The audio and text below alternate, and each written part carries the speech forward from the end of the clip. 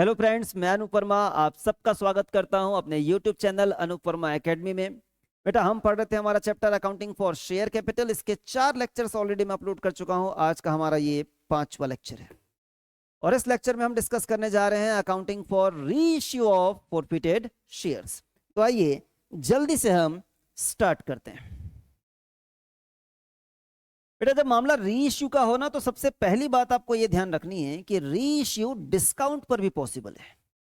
Companies act 2013 कहता है कि कंपनीज डिस्काउंट पर शेयर्स इश्यू नहीं कर सकती। वो पार पे कर सकती हैं, प्रीमियम पे कर सकती हैं, डिस्काउंट पर शेयर्स इश्यू करने पर प्रोहिबिशन है। लेकिन जब मामला फॉरफिटेड शेयर्स को री इश्यू करने का आता है तो कंपनीज को छूट दे दी जाती है। कहा जाता है कि आप चाहें तो डिस्काउंट पर शेयर्स री इश्यू कर सकते हैं। पार पे तो कर ही सकते हैं, प्रीमियम पे तो कर ही सकते हैं, डिस्काउंट पर भी आप री इश्यू कर सकते हैं।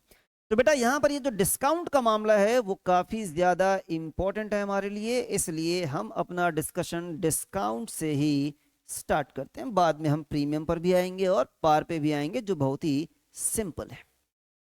इसके पहले कि मैं अकाउंटिंग एंट्रीज में आगे बढ़ूं, एक छोटा सा कॉन्सेप्ट आपसे डिस्कस करना चाहता हूं, क्योंकि काफी फ्रीक्वेंटली 1 मार्क का मल्टीपल चॉइस क्वेश्चन इतने छोटे से कॉन्सेप्ट से ही आपसे एग्जाम में पूछ लिया जाता है। आपसे पूछा जाता है कि फॉरफिटेड शेयर्स को री इश्यू करते समय अगर कंपनी डिस्काउंट पर री इश्यू करना चाह रही है तो वो मैक्सिमम कितना डिस्काउंट अलाउ कर सकती है। तो ये शेयर्स जो री इश्यू किए गए हैं कभी ना कभी फॉरफिट किए गए होंगे और फॉरफिट करते समय अमाउंट भी फॉरफिट किया गया होगा। मान लेते हैं कि जब शेयर्स हमने फॉरफिट किए तो हमने ₹3 पर शेयर फॉरफिट कर लिया था। तो जितना आपने फॉरफिट किया है ना, मैक्सिमम आप उतना ही डिस्काउंट दे सकते हैं। अगर आपने ₹3 फॉरफिट किया है तो हम मैक्सिमम आप ₹3 डिस्काउंट दे सकते हैं। तो कभी कभी तो सवाल बेटा ऐसे ही पूछ लिया जाता है कि बताओ मैक्सिमम डिस्काउंट हम कितना दे सकते हैं। कभी कभी इसी सवाल को अलग तरीके से पूछा जाता है, बोलते हैं बताओ मिनिमम री इश्यू प्राइस कितना है। बेटा, मान लेते हैं कि फेस वैल्यू ₹10 की है और आप यहां पर मैक्सिमम ₹3 का डिस्काउंट दे सकते हो। तो री इश्यू प्राइस मिनिमम कितना हो सकता है? ₹7। ₹7 से कम का री इश्यू प्राइस हो ही नहीं सकता। आप इमेजिन करके देख लीजिए, अगर आप ₹6 का रख दोगे री इश्यू प्राइस तो डिस्काउंट ₹4 का हो गया, जो कि पॉसिबल ही नहीं है, क्योंकि आपने तो फॉरफिट ₹3 किए थे बस। That's it. ये 2 तरह से सवाल पूछे जाते हैं। अब हम आज के इस लेक्चर के मेन मुद्दे पर आते हैं बेटा, वो है accounting entries in respect of री इश्यू ऑफ फॉरफिटेड शेयर्स। जब मामला अकाउंटिंग का आता है तो सबसे पहली बात आपको एक ध्यान रखनी चाहिए कि री इश्यू के रिस्पेक्ट में एक नहीं 2 जर्नल एंट्रीज पास की जाती हैं। बेटा, इसके पहले हम लोगों ने फॉरफीचर के बारे में पढ़ा था। फॉरफीचर के केस में ना एक ही एंट्री होती है, याद है ना? 2 चीजें डेबिट करनी है, 2 चीजें क्रेडिट करनी है। हाँ, लेकिन जब मामला री इश्यू का होता है तो चाहे क्वेश्चन में स्पष्ट रूप से बोला जाए या ना बोला जाए, आपको ध्यान रखना है कि एक नहीं 2 एंट्री पास करनी है। कौन सी 2 एंट्री पास करनी है? पहली एंट्री पास करनी है in respect of reissue और दूसरी एंट्री पास करनी है ट्रांसफर टू कैपिटल रिजर्व।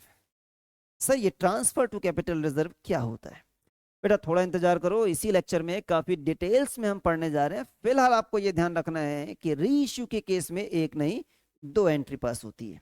ठीक है। अब अगर हम अकाउंटिंग एंट्रीज को बेहतर तरीके से समझना चाहते हैं तो मैंने आपके लिए एक इलस्ट्रेटिव एक्सप्लेनेशन लिया है, लेकिन यहां पर आने से पहले हम थोड़ी सी तैयारी कर लेते हैं, थोड़ी सी अपनी समझ डेवलप कर लेते हैं।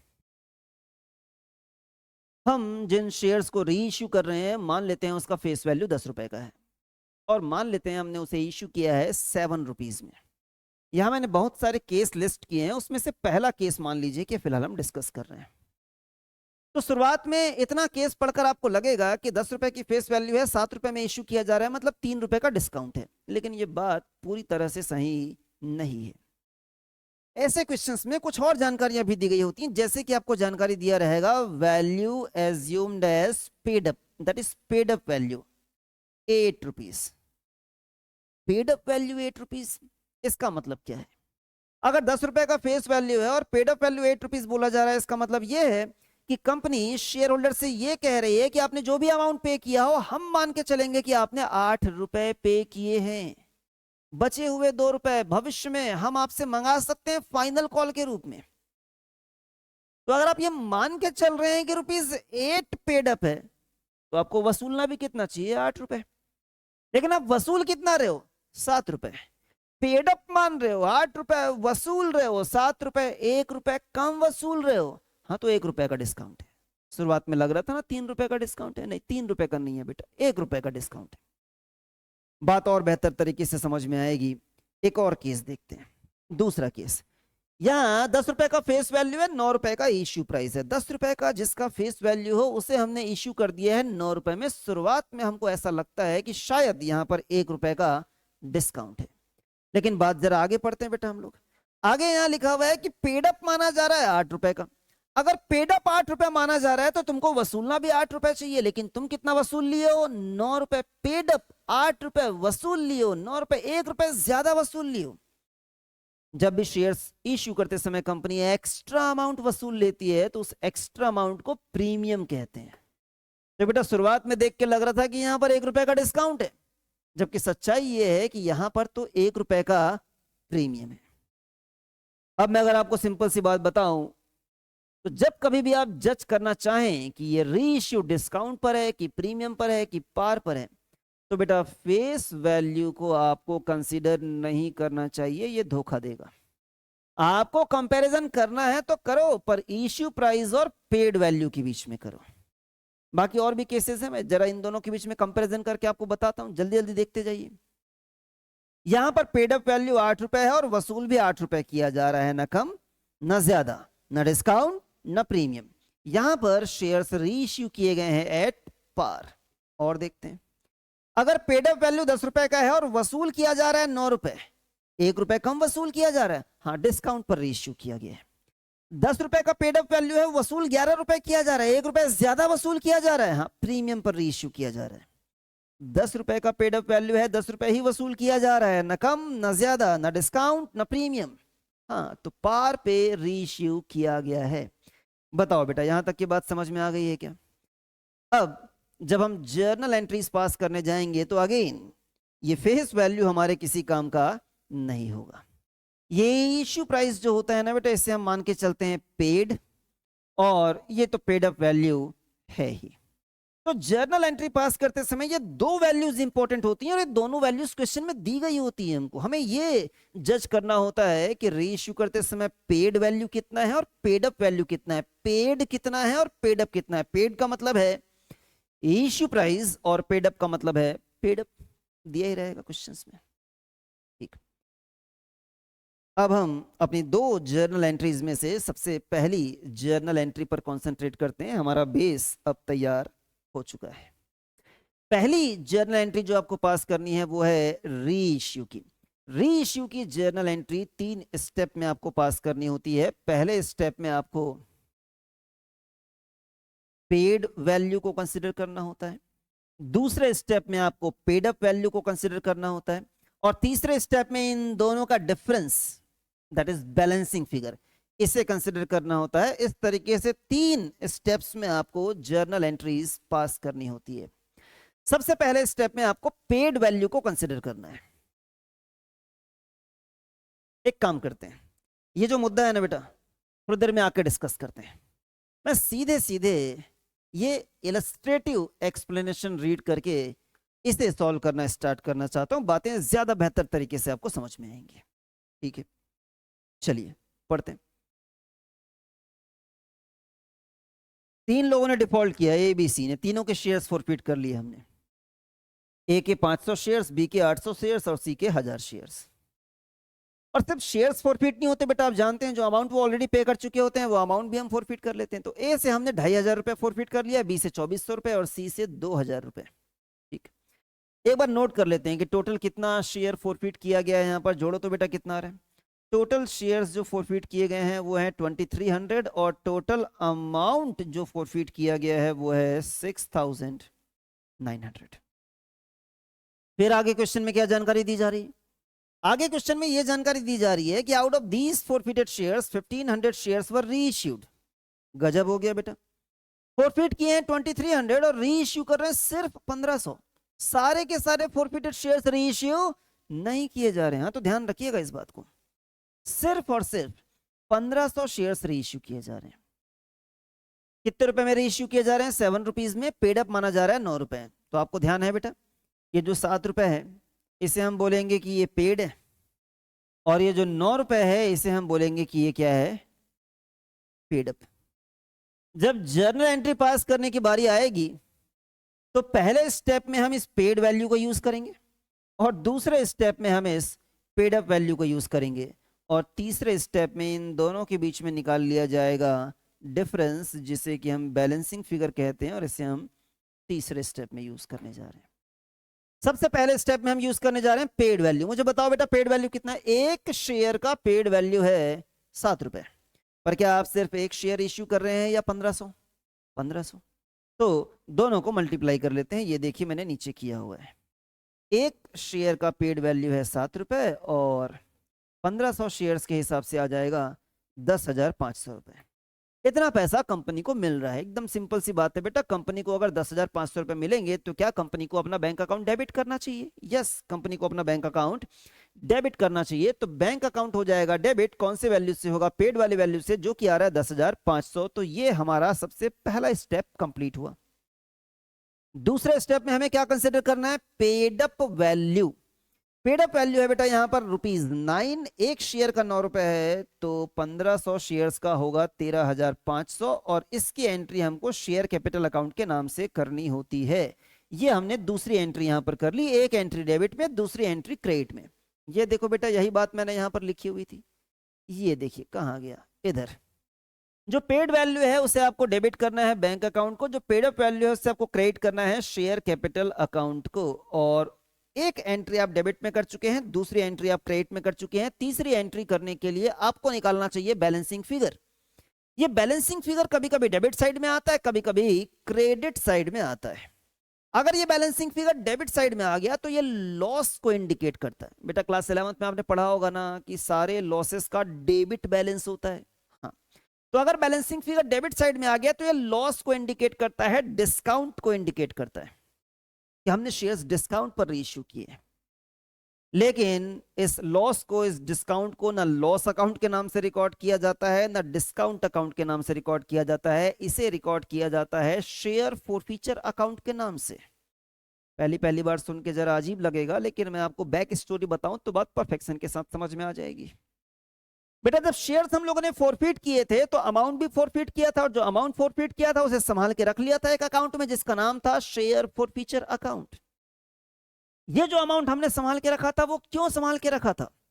क्योंकि कल के डेट में अगर हम इन फॉरफिटेड शेयर्स को रीइश्यू करेंगे तो रीइश्यू करते समय अगर कोई नुकसान हो गया, जैसे हमने डिस्काउंट पर रीइश्यू कर दिया इसलिए हमको नुकसान हो गया, तो उस नुकसान की भरपाई हम इसी अमाउंट से करने वाले थे। और आज वो मौका आ गया है, हमने फॉरफिटेड शेयर्स को रीइश्यू कर दिया है, वो भी डिस्काउंट पर रीइश्यू कर दिया है, नुकसान हो गया है, नुकसान की भरपाई हम करेंगे शेयर फॉरफीचर अकाउंट से। तो अगर बैलेंसिंग फिगर डेबिट साइड में आ रहा है तो जो अमाउंट आ रहा है उसकी एंट्री शेयर फॉरफीचर अकाउंट के नाम से होने वाली है। लेकिन ऐसा जरूरी नहीं है कि बैलेंसिंग फिगर डेबिट साइड में ही आए, बैलेंसिंग फिगर आपका क्रेडिट साइड में भी आ सकता है। अगर क्रेडिट साइड में आ रहा है तो ये प्रीमियम को रिप्रेजेंट करता है। किसको रिप्रेजेंट करता है? प्रीमियम। प्रीमियम की एंट्री हम करते हैं सिक्योरिटीज प्रीमियम अकाउंट में, सिक्योरिटीज प्रीमियम अकाउंट में। तो ठीक है बेटा, ये बात ध्यान रखिएगा इस तरीके से। आइए फिलहाल हम देखते हैं यहां पर कि क्या मामला है। बैलेंसिंग फिगर डेबिट में आ रहा है कि क्रेडिट में आ रहा है? बेटा यहाँ पर डेबिट आ रहा है 10,500, क्रेडिट आ रहा है 13,500, बैलेंसिंग फिगर डेबिट साइड में आ रहा है 3,000 रुपए। अगर ये डेबिट साइड में आ रहा है तो ये लॉस को इंडिकेट करता है, डिस्काउंट को इंडिकेट करता है, जिसकी भरपाई, इस नुकसान की भरपाई हम करने वाले हैं शेयर फॉरफीचर अकाउंट से। तो हमने यहां डेबिट कर दिया है शेयर फॉरफीचर अकाउंट। कुछ स्टूडेंट्स का कहना होता है सर ये अमाउंट हम बैलेंसिंग फिगर के रूप में नहीं निकालेंगे, ये जो लॉस है, ये डिस्काउंट है, हम कैलकुलेट करके निकालेंगे। तो निकाल लो ना बेटा, काफी ईजी है। बताओ, 9 रुपए पेड अप मान रहे हैं और वसूल रहे हैं 7 रुपए, दोनों का डिफरेंस निकालो, 2 रुपए का डिस्काउंट। ये आ गया आपका 2 रुपए का डिस्काउंट। एक शेयर का 2 रुपए, तो 1500 शेयर्स का कितने का डिस्काउंट हो गया? 3,000 रुपए का डिस्काउंट हो गया। आप ऐसे भी निकाल सकते हैं। ठीक, अब पहली एंट्री तो हमने पास कर ली बेटा यहाँ पर। अब यहाँ पर हम समझ लिए रहते हैं, समझा ही दिया था मैंने, ये वाला हिस्सा मैं कंप्लीट कर देता हूँ यहाँ पर, फिर मैं दूसरी एंट्री में आगे बढ़ता हूँ। क्या बताया था बेटा मैंने? पहला स्टेप है कि आपको बैंक अकाउंट को डेबिट करना है। कौन से अमाउंट से करना है? पेड वाले अमाउंट से, जो कि रीइश्यू प्राइस होता है। दूसरा स्टेप आपका है कि आपको शेयर कैपिटल अकाउंट को क्रिएट करना है, पेड अप वैल्यू से करना है। और तीसरा स्टेप है आपका कि आपको निकालना है यहाँ पर बैलेंसिंग फिगर। ये हमने बैलेंसिंग फिगर निकाला हुआ है। बैलेंसिंग फिगर बेटा डेबिट में आ सकता है या क्रेडिट में आ सकता है, दोनों जगह पर तो एक साथ आ नहीं सकता। डेबिट में आ गया तो बोलेंगे share for future account, credit में आ गया तो बोलेंगे सिक्योरिटी स्ट्रीम अकाउंट। मैं दोबारा दोहरा रहा हूं बेटा, दोनों एक साथ नहीं आएगा, दोनों में से कोई एक ही आएगा। ठीक, तो दो एंट्रीज में से एक एंट्री तो हो गई बेटा, काफी सिंपल है। दूसरी एंट्री के बारे में समझने से पहले मैं ना व्हाइट बोर्ड में चलना चाहता हूं बेटा। थोड़ा सा आपको कॉन्सेप्ट 5 मिनट का ही समय लगेगा, पर मैं समझाना चाहता हूं क्योंकि आगे भी इस चैप्टर में कॉन्सेप्ट काफी ज्यादा काम आता है। इसकी समझ आपको बेहतर तरीके से होनी चाहिए। बस छोटे छोटे सवालों का जवाब देते रहना बेटा, जो इस क्वेश्चन में हम डेटा यूज कर रहे हैं। ठीक है, बताओ कितने शेयर्स हम लोगों ने फोरफीट किए थे? 2300। अच्छा, मैं अमाउंट भी यहां पर लिख लेता हूं, दूसरे इंक से लिख लेता हूं। और अमाउंट कितना फोरफीट किया था हम लोगों ने? 6900। ठीक, ये जो शेयर्स हमने फोरफीट किए थे, क्या सारे के सारे हमने रीइश्यू कर दिए? मैं लिख रहा हूं यहां पर रीइश्यू नहीं, हमने इसमें से रीइश्यू किए बेटा 1500 शेयर्स। तो बाकी शेयर्स हम लोगों ने होल्ड कर लिए, या आप कह सकते हो कि हमने रिटेन कर लिए। कितने शेयर्स हमने रिटेन कर लिए? 800। इन्हें फिलहाल हमने रीइश्यू नहीं किया है, हो सकता है बाद में कभी मौका मिलेगा तो हम इन्हें भी रीइश्यू करेंगे, पर फिलहाल तो इन्हें हमने रीइश्यू नहीं किए।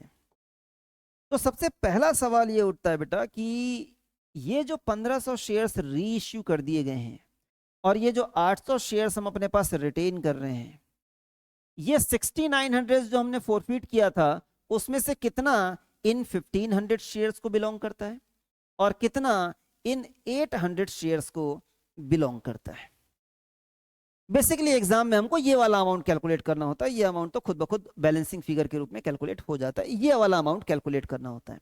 तो ये वाला अमाउंट हमने कैलकुलेट करना है कैसे, आइए एक बार देखते हैं, आपको बात समझ में आ जाएगी।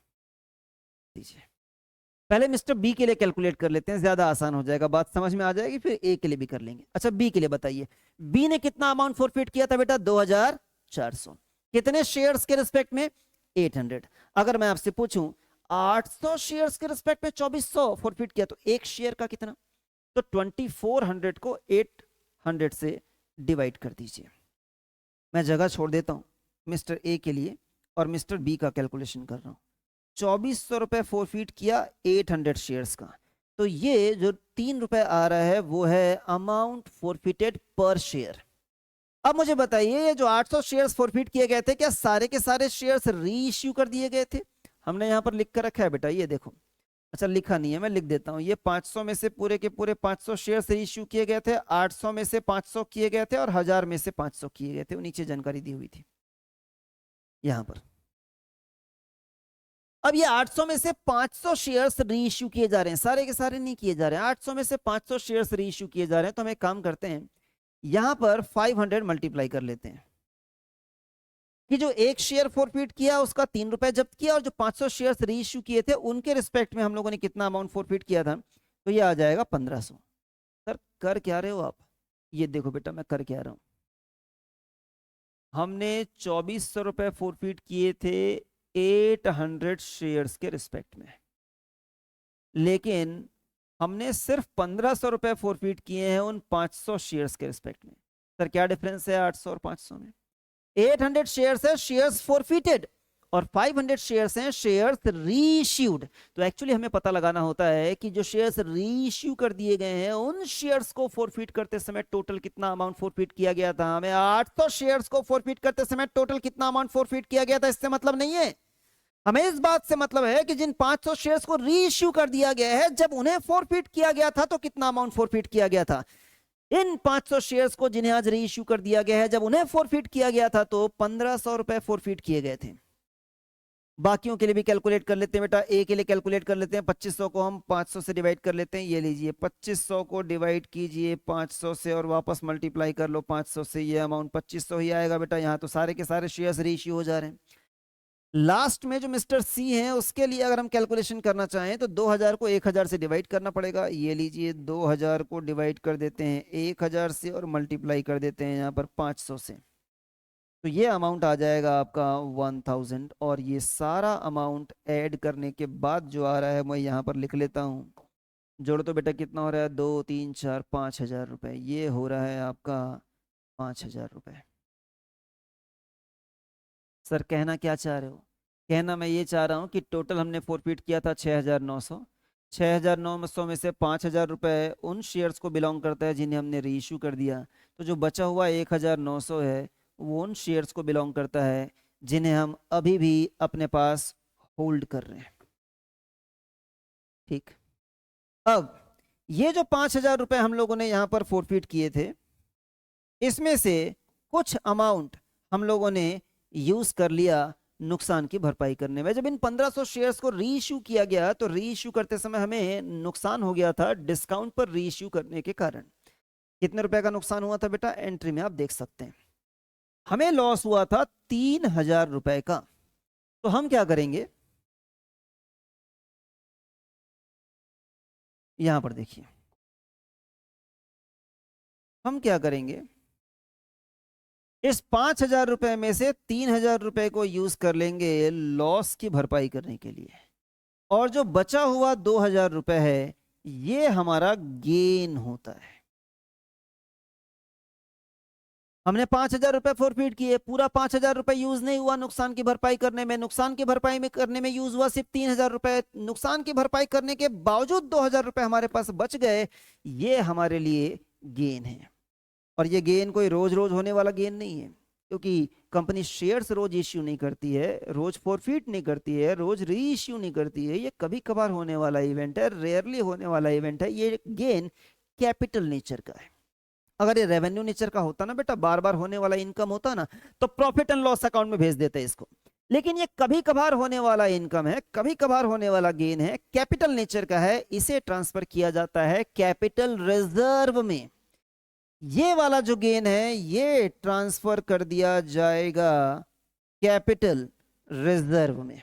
हम इसी की चर्चा कर रहे थे कि हमें दो एंट्री पास करनी होती है, एक रीइश्यू की एंट्री पास करनी होती है। लेकिन रीइश्यू कर देने के बाद हमारे मन में एक सवाल उठता है कि जो अमाउंट हमने फोरफिट किया था उसमें से कितना अमाउंट यूज हो गया और कितना अमाउंट बाकी रह गया है, और जो अमाउंट बाकी रह गया है वो हमारा गेन है, उसे हमें ट्रांसफर कर देना चाहिए कैपिटल रिजर्व में। क्वेश्चन में बोले या ना बोले, आपको यह गेन कैलकुलेट करना है और ट्रांसफर करना है कैपिटल रिजर्व में।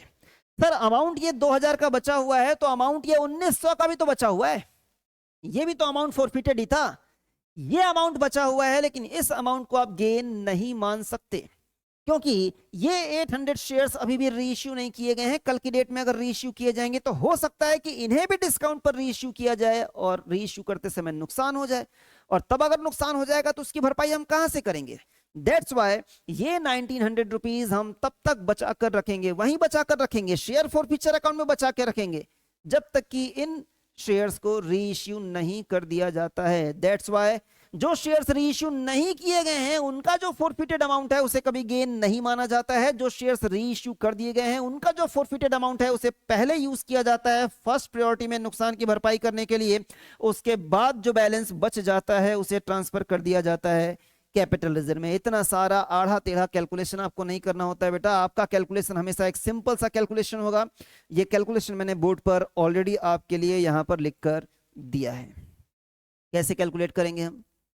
जिन शेयर्स को रीइश्यू किया है उनके रिस्पेक्ट में कितना अमाउंट फोरफिटेड है, अब भी हमने कैलकुलेट किया था, मैं दोबारा आपके लिए लिख देता हूं बेटा 2500 रुपए। जिन शेयर्स को हम लोगों ने रीइश्यू किया है उनके रिस्पेक्ट में कितना अमाउंट फोरफिट किया था हम लोगों ने, यहां पर आया था बेटा 1500।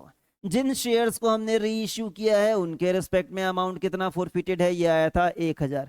इन सबको जोड़ के आ गया 5000। इस 5,000 में से 3,000 रुपए तो नुकसान की भरपाई करने में यूज हो गया, नुकसान की भरपाई करने में यूज हो गया, तो बैलेंस कितना रह गया यहाँ पर 2,000। यही 2,000 रुपए हमें शेयर फॉरफीचर अकाउंट से निकाल कर ट्रांसफर कर देना है कैपिटल रिजर्व में। ये हमने शेयर फॉरफीचर अकाउंट से निकाल दिया और ये हमने ट्रांसफर कर दिया कैपिटल रिजर्व में। एंट्री बड़ी सिंपल है बेटा, सबको याद रहती है। Share forfeiture account debit to capital reserve amount का कैलकुलेशन जरा सा टिपिकल है। वापस देख लीजिए एक बार, यहां पर मैंने फॉर्मूले के फॉर्म में लिखा हुआ है टोटल कितना अमाउंट फॉरफीट किया वो न्यूमरेटर में आ जाएगा, जितना भी अमाउंट फॉरफीट किया वो कितने शेयर्स के लिए किया वो डिनोमिनेटर में आ जाएगा। इससे पता चल जाएगा अमाउंट फॉरफिटेड पर शेयर, और फिर कितने शेयर्स आपने री इश्यू किए वो मल्टीप्लाई कर दीजिए। इससे पता चल जाएगा कि जिन शेयर्स को री इश्यू किया गया है उनके रिस्पेक्ट में कितना अमाउंट फॉरफिट किया गया था। और लास्ट में जो आपको नुकसान हो गया है वो नुकसान यहां से माइनस कर दो, ये लॉस ऊपर वाली एंट्री में आपको नजर आ रहा होता है। बताओ बेटा, बात समझ में आई गया यहाँ पर कि किस तरह से एंट्री की जाती है। अब एकदम छोटा सा सिंपल सा मुद्दा यहाँ पर बाकी रह गया है, वो भी हम जल्दी से डिस्कस करके आज का लेक्चर खत्म करते हैं। और वो दो मुद्दे हैं बेटा कि अगर कभी प्रीमियम पर इश्यू करना पड़ जाए, री इश्यू करना पड़ जाए तो क्या होगा। देखिए मैंने एग्जांपल वही लिया हुआ है यहाँ पर, बस इन दोनों को आपस में इंटरचेंज कर दिया है, 7 की जगह 9 और 9 की जगह 7, यही चेंज कर दी। स्टेप आपको वही फॉलो करने बेटा जो पिछली बार फॉलो किए थे। बताओ क्या फॉलो किया था हम लोगों ने।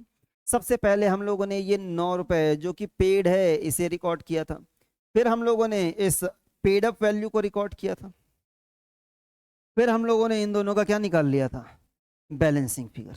चलो पेड वैल्यू 9 रुपए का, एक शेयर का 9 रुपए, तो 1500 शेयर्स का कितना हो जाएगा 13,500, ये हो गया बैंक अकाउंट डेबिट।